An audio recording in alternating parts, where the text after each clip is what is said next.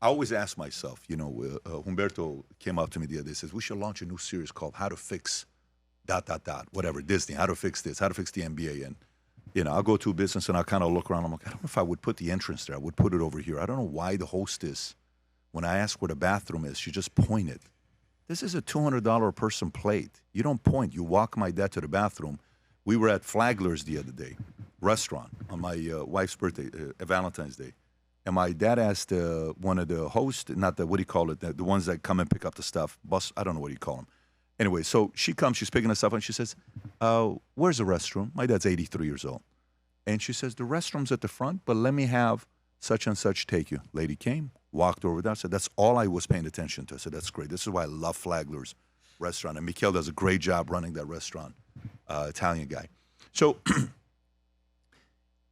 what does Heritage do? And I don't even know if it's part of your strategy or if it's important or not. If it's not, then just say, Pat, it's not that important. What does Heritage do to become cool, attractive to 20-year-olds to say, you know what? Heritage is cool. I want to go because you guys have a lot of history to learn from. My kids, there is many institutions to go through to learn. It's very important for companies like you guys to make it. Very important. For us, it's very important to make it because we need that conservative ideology to. This is not an easy job you have. Your job is very, very hard. And the job of Heritage or Claremont or any of these guys, TPUSA, you guys have a very difficult job to work. How do you attract more of the youth? Number one, we're authentic. The one thing that Gen Z... It's got to be more than that, though. That's a vanilla answer. So I don't mean it to be vanilla, although it's fair for you to say that.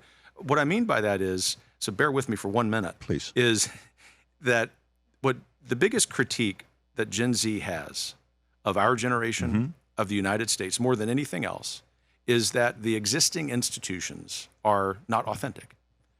Congress, media, law enforcement, unfortunately.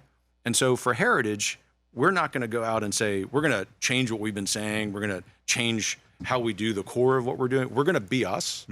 And I'm going to get to the second thing, which is something that we're learning to your point. But the greatest, or the segment of the population that loved our presidential transition project the most, Project 2025, were young Americans. You know why? Because it is a massive critique of what youngest Americans have of this country, which is all of the elites have all of this power, and here's a plan to take it back. And Heritage, in spite of all the slings and arrows, you notice as part of our ethos, we're willing to take those, is going to stand tall and keep pounding. So we have to continue to be us. But the second thing is, and this is what we're getting better at, we're not great at it yet, is using modern technology to access that segment of the population. And we're doing a much better job of that than we did 3 or 4 years ago. But a lot of it, I will say, is also the people you spend time with. So Heritage is sort of a point 3. Heritage is sort of leading a reconstellation, if you will, of the conservative organizations in Washington. And organizations like Claremont, like Turning Point, like American Moment, like Center for Renewing America, like the Conservative Partnership Institute. We'll work with anybody, Pat, but these are the organizations that are going to be authentic and also, to the extent that it makes sense for them, going to use the tools, social media in particular, to access a segment of the population that we haven't enough. That combination has allowed us to have quite a following with younger Americans, but we still have to grow in that. Yeah, I wonder what that movement would be, because it would need to be intentional. I don't know if that's enough on what you're talking about, because what I do know is your philosophies of the way to live are right. That's winning idea. So I think, and we're seeing younger men becoming more conservative. We're seeing, specifically younger men, not younger women. You see the stats when you're looking at it. So this is good because yesterday my son and I were talking. He was reminding me at the Vol conference that he wasn't there. And I said, well, you weren't at the Vol conference? He says, how do you not remember? You called me. That's when Charlie died. I said, that's right. We spoke. And my oldest son has never gone emotional for it. He's a very, very strong, son. The day when that happened, I was at the Vol conference. I had to call him. And he says, Dad, I need to talk to you. And when I came back and I walked with him for 30 minutes, he's never hugged me for 30 minutes like that. I've never seen him do that. So we are relying on you guys to get it right, because this is not what I do full time. My job is a different thing than you guys. So for us, I think you guys have a very important role to do a better job of getting the message out to the youth. And I don't know how you do it. Obviously, we saw the playbook of how Charlie did it. And Charlie would go out there and sit at the colleges, and he would do the high school thing and all that stuff and get out there with the messaging even more. But I think you carry a burden, whether you want to call it a legislative burden or just a burden. That burden's on you, because your messaging and the history that you have needs to get to the kids, not just to people that are already agreeing with you. When Charlie and I first time sat down, 2017, I had him on the podcast. I said, how many people you got here? 1,000 people. So why is everybody white? He said, no, they're not. I said, I'm just asking, why is it? Because I'm not white. I'm Middle Eastern. My wife's white. But I said, why is everybody white? He said, well, we have 36 people that are Hispanic and 20 people that are this. I said, that's 95% white. He said, well, we're going to work on it. And he said that to me. I was like, you know what? It's great. So, and the next thing you know, you go to TPUSA, all types of people are now showing up, right? Is that even a thought? Because in Blue Ocean Strategy, is that even a plan? You're like, it's not really that important to us. We're going to focus on this demographic. It's kind of like, cars. We're not really wanting to go into sports car market. We're trucks. We're F-150. We're this. Or do you really want to get into the youth No, we market? absolutely want to get into it. My point in saying that we've improved in that regard, but we have some improvement to make, is just to be transparent, that we haven't figured out how to unlock that door. A closer collaboration with Turning Point has helped. But I will tell you, when it comes to your point about these almost all white audiences, we have had some modest success with African American outreach. Before I got to Heritage, I was running the Texas Public Policy Foundation, and we had begun to hone pretty well this outreach to voters in South Texas, almost all of them Hispanic.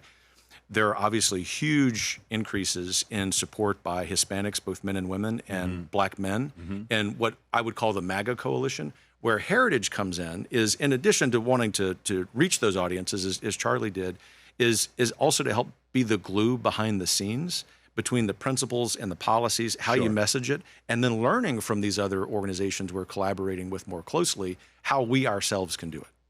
Right, and a part of it is, if it's not part of the strategy, it's not part of the strategy. It's a vital part of our strategy. Okay. Why? Because we exist to restore self-governance to the American people. That can only happen if there are conservatively minded men and women in Congress and in state legislatures, which means you have to do what? Right. You have to win elections. Right. And so Heritage always thinks in 50% plus one terms. We are a coalitional organization. I've spoken at AmFest a couple times. I've spoken at CPAC, and when I go to CPAC and I look around, I'm like, okay.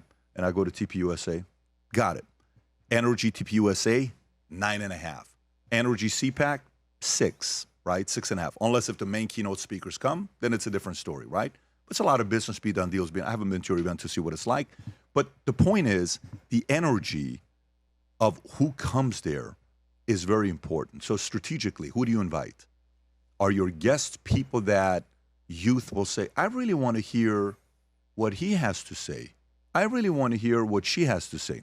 I don't know what that is. These are things that you guys got to deal with on an organization. But those are the questions to ask for sure. Right, but you're the biggest one, and you guys are a name that we all know. Like one time I'm with Brian Tracy, I invited him to speak at our event at Reno. And I said, Brian Tracy, I'm one of the biggest donors at Heritage. Brian Tracy? Yeah. I said, there's no way. So I went and tapped out Brian Tracy. Wow, Brian Tracy, Heritage Foundation. I didn't know that. Long-time board member. There's a lot of people that you guys have that people don't even know these names. That what it made me think about is, how do I not know this? How are they marketing who is in there? How are they telling that story? I think there's a massive, massive opportunity there. One opportunity that I think would be there, if you opened it up, and we were at a church in Dallas. It was called Watermark. One day the pastor says, open 3 hours, ask me any questions you want to ask. Members came in. It got heated. Why do we do this? And why do we do that? And why do we do this? And I'm like, oh, my God, attendance is going to go down next Sunday. Boom. Skyrocketed. Why? They just want to know that authenticity, that you wanted to, you're allowing people to be heard. Okay, let's talk about something that's probably. By the way, I'll just say we'll take that for action. So the next time we talk, I'll give you a progress. Great, I can't wait to hear about it. I agree entirely. I can't wait to hear about it, because I want to see you guys succeed at the highest level. When we set out to create a shoe that blends comfort, function and luxury. We had the choice to make it fast. We had the choice to make it cheap. We chose neither. Instead, we chose Tuscany, Italy. We chose true Italian craftsmanship, each pair touched by 50 skilled hands. We chose patience, spending 2 years perfecting every detail, and we chose the finest quality at every step. Introducing the Future Looks Bright collection. Not rushed, not disposable, not ordinary. Rather, intentional, luxurious, timeless.